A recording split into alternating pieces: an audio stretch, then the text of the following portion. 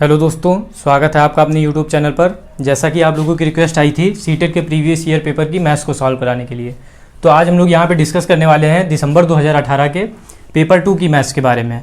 तो आइए देखते हैं आज का पहला क्वेश्चन क्या है। फर्स्ट क्वेश्चन में कह रहा है यदि दो राशियाँ x और y एक दूसरे के व्युत्क्रम के रूप में बढ़ती हैं, यानी कि दो राशियाँ हैं जो हमारी x और y हैं। अब आगे क्वेश्चन में कह रहा है ये दोनों एक दूसरे के व्युत्क्रम के रूप में बढ़ती हैं, यानी कि इस तरीके से हम लिख देंगे x अनुक्रमानुपाती 1/y। अब आगे हमसे क्वेश्चन में कह रहा है तो निम्नलिखित में से कौन सा कथन सत्य है। अब अगर अनुक्रमानुपाती का साइन लगा होता है तो हम जानते हैं अगर इसको हटाएंगे तो एक कांस्टेंट वैल्यू लेंगे। हमने मान लिया यहाँ पे कांस्टेंट वैल्यू k है इंटू 1/y। अब इस y की क्रॉस मल्टीप्लाई कर देंगे तो एक्स वाई इजकल टू के आ जाएगा। अब यहाँ पर k जो है वो कांस्टेंट है, यानी कि x और y की अगर मल्टीप्लाई होगी तो यहाँ पर हमें एक कांस्टेंट वैल्यू प्राप्त होगी। अब हम अपने ऑप्शन चेक कर लेते हैं। पहला ऑप्शन है उनके संबंधित मानों का गुणनफल एक समान रहता है, तो यही हमारा आंसर सही हो जाएगा। यानी कि उनका जो संबंधित मान का गुणनफल है, यानी कि x और y की जो मल्टीप्लाई है एक नियत रहता है, k रहेगा, यहाँ पे कांस्टेंट है, तो यही आंसर हमारा सही हो जाएगा। एक बार फिर से हम देख लेते हैं क्वेश्चन को। यहाँ पे दो हमको डिजिट दी थी x और y, कह रहा था ये एक दूसरे के व्युत्क्रम के रूप में है, तो हमने x अनुक्रमानुपाती 1/y लिख दिया। अब हमने अनुक्रमानुपाती का साइन हटाया तो यहाँ पे बराबर का साइन लगाया और एक कांस्टेंट वैल्यू k लगा ली। अब x बराबर k इंटू 1/y हो गया, y की हमने क्रॉस मल्टीप्लाई कर दी तो x y equal to k आ गया। अब हमें पता चल गया अगर x और y की मल्टीप्लाई है तो कांस्टेंट वैल्यू प्राप्त होगी। अब हम अपने ऑप्शंस को देखते हैं। तो पहला ऑप्शन यही कह रहा था कि अगर उनके संबंधित मानों का गुणन एक समान बना रहता है, तो हमारा यही आंसर सही हो जाएगा। नेक्स्ट क्वेश्चन है। नेक्स्ट क्वेश्चन में कह रहा है कि 7y मल्टीप्लाइड बाई 6। तो यहाँ पे हमारा आंसर क्या होगा। हमारे जो ऑप्शंस हैं वो 6 हैं, 4 है, 8 है और 2 है। तो इसको सॉल्व करने का सबसे आसान तरीका यही है कि यहाँ पे हम y की वैल्यू को पुट कर लें और यहाँ पे जो हमारा आंसर आना चाहिए वो y आना चाहिए, यानी कि तीनों वैल्यू हमारी सेम आनी चाहिए। तो सबसे पहले जो है हम 6 पुट करके देखते हैं। तो इसकी मल्टीप्लाई करते हैं, 6 छंग 36, 80 लगा 3, 7 छंग 42, 3 45, यानी कि यहाँ पे हमारी वैल्यू डिफरेंट आई हैं तीनों, तो ये ऑप्शन हमारा नहीं हो सकता। अगला हम पुट करते हैं तो 7 इंटू 4 मल्टीप्लाइड बाई 6। अब इनकी मल्टीप्लाई करते हैं, 6 चौक 24, 7 छंग 42 और 43 44। यहाँ पे हमारी y की तीनों वैल्यू सेम आ गई हैं, यानी कि जो हमारा सही ऑप्शन होगा वो 4 होगा। यहाँ पे y की वैल्यू 4 होनी चाहिए, यानी कि जब 4 वैल्यू होगी तभी हमारे जो यहाँ पे आंसर है 444 आएगा। तो जो हमारा सही आंसर होगा वो 4 होगा। नेक्स्ट क्वेश्चन देख लेते हैं। अगले क्वेश्चन में कह रहा है 700 मीटर स्क्वायर क्षेत्रफल के आयताकार टैंक को भरने के लिए 140 मीटर क्यूब पानी की आवश्यकता होती है। टैंक में पानी के स्तर की ऊंचाई क्या होगी। यानी कि हमको एक एरिया है उसका हमको क्षेत्रफल दे रखा है 700 मीटर स्क्वायर, और इसमें बताया गया कि जो पानी आता है, पानी आने की क्षमता जो है वो 140 मीटर क्यूब है। जो इसका क्षेत्रफल है वो 700 मीटर स्क्वायर है और इसमें जो पानी आने की क्षमता है वो 140 मीटर क्यूब है। तो इसकी हाइट हमसे पूछ रहा है। तो हाइट निकालने का क्या फॉर्मूला होता है कि जो क्षेत्रफल है हमारा, यानी कि यहाँ पे क्षेत्रफल 700 है और जो ऊंचाई है h, इसकी जब हम मल्टीप्लाई कर देंगे तो ये आयतन बदल जाएगा हमारा, क्योंकि क्षेत्रफल इंटू h जो है आयतन का फॉर्मूला होता है। तो ये हमारा किसके बराबर हो जाएगा, 140 के बराबर। इसको ऐसे भी समझ सकते हैं, क्षेत्रफल इंटू h इजकल टू आयतन। तो क्षेत्रफल हमको दिया था क्वेश्चन में 700 मीटर स्क्वायर, 700 पुट कर दिया। हाइट हमको पता नहीं थी इसलिए हमने h मान ली। और ये जो कह रहा था पानी जो है 140 मीटर क्यूब पानी इसमें आ सकता है, यानी कि जो मीटर क्यूब है घन मीटर है, तो ये हमको आयतन दिया हुआ है, तो 140 हमने यहाँ पे पुट कर दिया। तो अब हमने इसको सॉल्व कर लिया, 140 बटे 700 हो गया, 0 से 0 कैंसिल, ये आ गया 1/5। अब जो हमारा ऊंचाई आई है 1/5 मीटर आई है, लेकिन जो हमारे सारे ऑप्शंस हैं ये सेंटीमीटर में दिए हुए हैं। तो 1 मीटर में होता है 100 सेंटीमीटर, तो 1/5 में कितना होगा, 100 से मल्टीप्लाई हो जाएगी, यानी कि हाइट जो है 1/5 इंटू 100 हो जाएगी। 5 से डिवाइड करेंगे तो 20 आ जाएगा। एच जो है हमारी 20 सेंटीमीटर हो जाएगी। यही हमारा ऑप्शन सही हो जाएगा, यानी कि जो हमारा आंसर होगा वो ऑप्शन नंबर फर्स्ट होगा। एक बार फिर से देख लेते हैं। क्वेश्चन में हमसे कह रहा था कि 700 मीटर स्क्वायर का क्षेत्रफल है और इसकी ऊंचाई हमको पता नहीं थी, और इस क्वेश्चन में कह रहा था कि इसमें जो पानी है वो 140 मीटर क्यूब आ सकता है। तो हमने फार्मूला लगवा दिया, क्षेत्रफल इंटू एच जो है आयतन के बराबर होता है। क्षेत्रफल हमको दिया था 700 मीटर स्क्वायर, ऊंचाई हमको पता नहीं थी इसलिए हमने एच मान ली। और पानी कितना आ सकता है, 140 मीटर क्यूब, इसलिए जो आयतन हो गया वो हमारा 140 हो गया। तो हाइट निकालने के लिए सॉल्व कर लिया, 1/5 मीटर आया, जबकि हमारे आंसर जो थे वो सेंटीमीटर में थे। 1 मीटर में होता है 100 सेंटीमीटर, इसलिए हमने 1/5 मीटर में 100 से मल्टीप्लाई हो जाएगा, यानी कि 20 सेंटीमीटर हमारा आंसर हो जाएगा। जो हाइट है इसकी वो 20 सेंटीमीटर होगी। नेक्स्ट क्वेश्चन देख लेते हैं। अगले क्वेश्चन में कह रहा है कि एक बैठक में सदस्यों में से 4/25 महिलाएं थीं, यह सदस्यों का कितने प्रतिशत था? तो बोल रहा है वुमेन जो है वो 4/25 हैं। पूछ रहा है ये सदस्यों के कितने प्रतिशत है। कुल सदस्य हमारे 25 हैं, उसमें से महिलाएं 4 हैं। तो महिलाओं का परसेंटेज निकालने के लिए सिंपल सा इसमें 100 से मल्टीप्लाई कर देंगे, तो ये 25 चक्कू 100, तो ये हो गया हमारा 16%। तो यानी कि कुल सदस्यों का 16% हमारी यहाँ पे महिलाएं थी। एक बार फिर से देख लेते, क्वेश्चन में हमको दिया था 4/25 यहाँ पर महिलाएं हैं, तो कुल सदस्यों का कितने प्रतिशत महिलाएं थी? तो इसमें जो है हमने 100% से मल्टीप्लाई कर दिया, 25 से 100 डिवाइड हुआ 4 आया, 4 चक्कू 16%, यानी कि टोटल जो सदस्य हैं उनके 16% जो है हमारी महिलाएं हैं। नेक्स्ट क्वेश्चन देख लेते हैं। अगले क्वेश्चन में कह रहा है एक दुकान ने अपनी कीमतों में 10% की कमी की, 10% की कमी की है, और कह रहा है कि एक सामान की नई कीमत क्या है जो पहले 500 रुपये में बेची गई थी। यानी कि जो पुरानी कीमत थी वो हमारी 500 थी, पुरानी जो कीमत थी वो 500 रुपये थी। अब कह रहा है इसमें से 10% की कमी कर दी गई, तो अब हमारी नई कीमत क्या होगी? तो पहले 500 थी, और जब 10% की कमी की गई, यानी कि पहले अगर 100 थी तो अब कितनी हो जाएगी? 90% हो जाएगी। 10% की कमी करने के बाद अब परसेंटेज का साइन हटाएंगे, तो यहाँ पर 100 अपॉन में आ जाएगा, ये डिवाइड होगा, तो 450 रुपये जो हमारी नई कीमत होगी वो 450 रुपये होगी। फिर से देख लेते हैं, क्वेश्चन में हमको दिया था 500 रुपये अगर किसी चीज़ की पुरानी कीमत है, उसमें 10% को जो कीमत है वो कम कर दी गई, तो नई कीमत क्या होगी? यही हमसे क्वेश्चन में पूछा था। तो जब 500 हमारी पुरानी थी, इसमें 10% की कमी की गई, यानी कि जब अब हमारी बची 90%, जब परसेंटेज का साइन हटाएंगे अपॉन में 100 आएगा, 0 से 0 कैंसिल हो गया, 450 हमारा आंसर हो गया। नेक्स्ट क्वेश्चन देख लेते हैं। नीचे तापमान डिग्री सेंटीग्रेड में एक डेटा सेट दिया हुआ है, जिसमें दिया है -6, -8, -2, -3, -2, -0, -5, -4, -8। हमसे कह रहा है कि इसमें इसका जो है हमें परिसर ज्ञात करना है। परिसर का मतलब क्या होता है? यहाँ पे हमें इन डेटा का परिसर निकालना है। परिसर का मतलब होता है जो हमारी सबसे बड़ी डिजिट होती है, जो कि यहाँ पे हमारी 8 है, उसमें से माइनस कर देते हैं हमारी सबसे छोटी डिजिट को।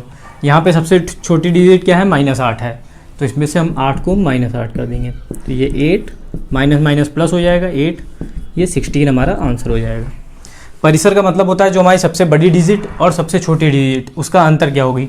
यहाँ पे हमारी सबसे छोटी डिजिट थी -8 और सबसे बड़ी डिजिट थी 8, दोनों को माइनस किया तो हमारा 16 आ गया। यानी कि जो बड़ी संख्या और छोटी संख्या के बीच का डिफरेंस जो है वही हमारा परिसर होगा, यानी 16 हमारा आंसर सही होगा, 16 डिग्री सेंटीग्रेड। नेक्स्ट क्वेश्चन देख लेते हैं। अगले क्वेश्चन में कह रहा है एक सिक्का 10 बार उछाला जाता है और परिणाम इस प्रकार अवलोकित किए जाते हैं, यानी पहले H आता है, फिर T आता है, फिर H आता है, फिर T आता है, फिर T आता है, फिर H आता है, फिर H आता है, फिर T आता है, फिर H, फिर H। एक सिक्का जो है वो 10 बार उछाला जाता है, पहले हेड, फिर टेल, फिर हेड, फिर टेल, फिर टेल, फिर हेड, फिर हेड, फिर टेल, फिर हेड और फिर हेड आता है। तो इसमें पूछ रहा है कि चित्त आने की प्रायिकता क्या होगी? चित्त का मतलब होता है हेड और पट का मतलब होता है टेल। तो यहाँ पे पूछ रहा है चित्त आने की प्रायिकता क्या होगी? सिक्का जो उछाला जाता है, टोटल जितनी बार सिक्का उछाला जाता है उसको हम अपॉन में रखते हैं। सिक्का 10 बार उछाला जा रहा है, इसको हमने अपॉन में लिख दिया। अब पूछ रहा है चित्त आने की प्रायिकता क्या होगी, यानी कि हेड आने की प्रायिकता क्या होगी? तो एक बार यहाँ पे हेड आया है, एक बार ये 2, 3, 4, 5, 6, यानी कि 6 बार हेड आया है। तो प्रायिकता निकालने के लिए 6/10 हो जाएगा, डिवाइड कर देंगे 3, 5, यानी हेड आने की प्रायिकता जो है वो 3/5 होगी। फिर से देख लेते हैं, क्वेश्चन में कह रहा है एक सिक्के को 10 बार उछाला जाता है, उसमें हमें FT, ST, TH, THH इस तरीके से परिणाम प्राप्त होते हैं। तो कह रहा है चित्त आने की प्रायिकता क्या होगी? तो हमने देखा सिक्का कितनी बार उछाला जा रहा है, 10 बार, उसको अपॉन में लिख देंगे। अब चित्त आने की पूछ रहा था, यानी हेड की पूछ रहा था, तो हेड कितनी बार आया है? 6 बार आया है, तो 6 को ऊपर रख देंगे, 6/10, यानी 3/5 जो है वो प्रायिकता होगी हेड आने की। अगले क्वेश्चन में कह रहा है कि निम्नलिखित में से 3D आकृतियों में से किसमें शीर्ष नहीं होता है? पहला है प्रिज्म, दूसरा है शंकु, तीसरा है गोला और चौथा है पिरामिड। अब इसमें पूछ रहा है कि इसमें शीर्ष नहीं होता है। शीर्ष का मतलब होता है इस तरीके से, ये जो है ये शीर्ष होगा। अब प्रिज्म का आकार भी ऊपर से इस तरीके से होता है, यानी प्रिज्म में भी शीर्ष होता है। शंकु का आकार भी ऐसे ही होता है, तो शंकु में भी शीर्ष होता है। और पिरामिड में भी ऐसे ही ऊपर का आकार होता है, तो पिरामिड में भी शीर्ष होता है। लेकिन गोले का आकार इस तरीके से होता है, इसमें कोई भी शीर्ष नहीं होता, यानी कि जो हमारा सही आंसर होगा वो गोला होगा। नेक्स्ट क्वेश्चन देख लेते हैं। अगले क्वेश्चन में कह रहा है 5/7 की घात 4 गुणे 5/7 की घात -3 बराबर 5/7 की घात 5x -2। तो इसमें हमसे x की वैल्यू पूछ रहा है। अब हमें पता है कि जब आधार हमारे समान होते हैं तो गुणा में घातें जुड़ जाती हैं। जैसे कि अगर हमारे आधार a की घात m इंटू a की घात n है, तो a की घात यहाँ पे तो a की घात m प्लस n हो जाता है। यानी कि जब हमारे आधार समान है तो घातें जुड़ जाती हैं। यहाँ पे हमारे आधार समान है तो यहाँ पे घातें जुड़ जाएंगी। 5/7 की घात 4 प्लस -3 बराबर 5/7 की घात 5x -2। अब ये हो जाएगा 5/7, ये प्लस माइनस माइनस हो जाएगा और 4 में से 3 जाएगा, 1 बचेगा, बराबर 5/7 की घात 5x -2। हमें पता है कि अगर हमारे आधार बराबर होते तो घातें भी बराबर होती हैं। जैसे कि अगर a की घात m बराबर a की घात n है तो m बराबर n होगा। तो यहाँ पे हमारी आधार बराबर है तो घातें भी हमारी बराबर होंगी। तो ये हो जाएगा 5x बराबर 2 + 1 यानी 5x बराबर 3, तो x बराबर 3/5। ये हमारा आंसर हो जाएगा। एक बार फिर से क्वेश्चन देख लेते हैं। क्वेश्चन में हमको एक समीकरण दिया हुआ था और x की वैल्यू पूछी थी। तो हमने देखा यहाँ पे हमारे आधार समान है, तो आधार जब समान होते हैं तो घातें जुड़ जाती हैं। तो यहाँ पे 4 + -3 हुआ, प्लस माइनस माइनस हो गया, 4 में से 3 गया, 1 बचा, बराबर 5/7 की घात 5x -2। अब हमारे आधार बराबर हैं तो हमारी घातें भी बराबर होंगी। तो 1 बराबर 5x -2, तो 5x बराबर 2 + 1 3, तो 5x बराबर 3, x बराबर 3/5। 3/5 जो है वो हमारा आंसर होगा। अगले क्वेश्चन में कह रहा है मानिए कि a, b, c 3 परिमेय संख्याएं हैं, जहां a बराबर 3/5, b बराबर 2/3, c बराबर -5/6 है। तो निम्नलिखित में से कौन सा कथन सत्य होगा? पहला जो ऑप्शन है हमारा a भाग b + c बराबर b भाग a + c। दूसरा जो ऑप्शन है हमारा a + b + c बराबर c + a + b। तीसरा है a - b - c बराबर c - a - b। चौथा है हमारा a गुणे b + c बराबर b गुणे a + c। अब हमको यहाँ पर a, b, c की वैल्यू दी है और हमसे पूछा निम्न में से कौन सा कथन सही है। तो इसमें कुछ भी करना नहीं था, ये कोई इस वैल्यू का कोई मतलब ही नहीं था, इनको ना ही यहाँ पे पुट करना था। क्योंकि अगर हम ध्यान से देखोगे तो a, b, c को अगर जोड़ा जाए और c, a, b को जोड़ा जाए तो हमारा आंसर जो है सेम ही आएगा। जैसे कि अगर हम मान लें a की वैल्यू 1, b की वैल्यू 1 और c की वैल्यू 1 है, तो इधर से जोड़ने पर भी 3 आएगा, और c की वैल्यू पहले जोड़ दें फिर 1 तो भी 3 आएगा। यानी कि जो हमारा ऑप्शन होगा वो सेकंड ऑप्शन सही हो जाएगा। यहाँ पे इनको पुट करके सॉल्व करने की कोई ज़रूरत नहीं है। अब नेक्स्ट क्वेश्चन में कह रहा है कि ज्यामितीय निरूपण जो पूरे और उसके अंश के बीच में संबंध दिखाता है उसको क्या कहते हैं? पहला ऑप्शन है पाई चार्ट, फिर दंडालेख, फिर चित्रलेख, और चौथा ऑप्शन है हिस्टोग्राम। तो पाई चार्ट जो होता है वो हमारा इस तरीके से बनता है, उसमें अंश और उसके पूरे भाग को दिखाने के लिए हम इस तरीके से निरूपित करते हैं। यानी कि जो हमारा सही आंसर होगा वो पाई चार्ट होगा, क्योंकि पाई चार्ट में पूरा भाग भी होता है ये इस तरीके से, और उसका अंश भी होता है ये अंश या ये अंश, इस तरीके से जो भी है। तो पूरा भाग और अंश को निरूपित करने के लिए हम पाई चार्ट का प्रयोग करते हैं। नेक्स्ट क्वेश्चन देख लेते हैं। अगले क्वेश्चन में कह रहा है 91 + 70 + 121 अंडर रूट। तो पूछा इसका मान क्या होगा। तो इसको सॉल्व करने के लिए सबसे पहले छोटी, तो इसको सॉल्व करने के लिए सबसे लास्ट से शुरू करते हैं। अब यहाँ पे अंडर रूट 121 है, तो इसका जो पहले इसको ऐसे ही नोट कर लेते हैं। अब 121 का जो वर्गमूल होता है वो 11 होता है। अब इनको जोड़ देंगे तो ये हो जाएगा 91 + अंडर रूट 81। अब अंडर रूट 81 का जो स्क्वायर वर्गमूल होता है वो होता है 9, 91 + 9, यानी कि ये हमारा बच गया अंडर रूट 100, यानी कि जो हमारा आंसर आ गया वो 10 हो गया।